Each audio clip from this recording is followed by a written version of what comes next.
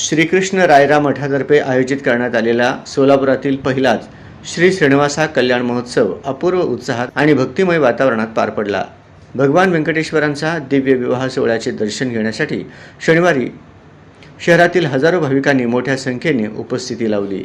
कलात्मक सजावटीने साकारलेल्या भगवान व्यंकटेश्वरांची मूर्ती साऱ्यांच्या नजरेत भरत होती। व्यंकटेश विवाह सोहळ्याचे सर्व धार्मिक विधी पहाटे 5 वाजल्यापासून मुष्णम राघवेंद्र आचार्य आणि त्यांच्या सहकाऱ्यांनी शास्त्रशुद्ध पद्धतीने पार पाडले। सकाळी 11 वाजता कल्याण महोत्सव सोहळा पार पडला।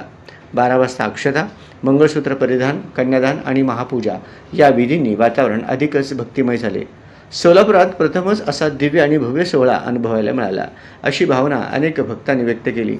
महाप्रसादानंतर सकाळच्या सत्राची सांगता झाली। दुपारच्या सत्रात अर्चना, तुलसी पूजन, भजन आणि मालाधारण यासारखे धार्मिक कार्यक्रम पार पडले। या महोत्सवाचे यजमान म्हणून नंदकिशोर, रामकिसन दूत, डॉक्टर सूर्यप्रकाश कोठे, लक्ष्मण कर्ली परिवार तसेच माजी सभागृह नेते श्रीनिवास कर्ली यांनी जबाबदारी समर्थपणे सांभाळली।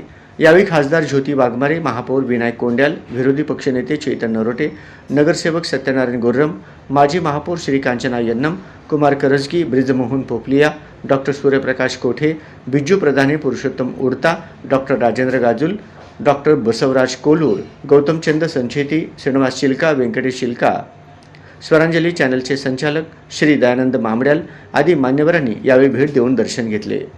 महोत्सव यशस्वी करण्यासाठी उत्सवाध्यक्ष शिवशंकर अंजनाळकर, उपाध्यक्ष नरेश बोल्लू, कार्याध्यक्ष हरिदास बोरा, खजिनदार लक्ष्मण कर्ली आणि मंदार कुलकर्णी यांनी विशेष परिश्रम घेतले।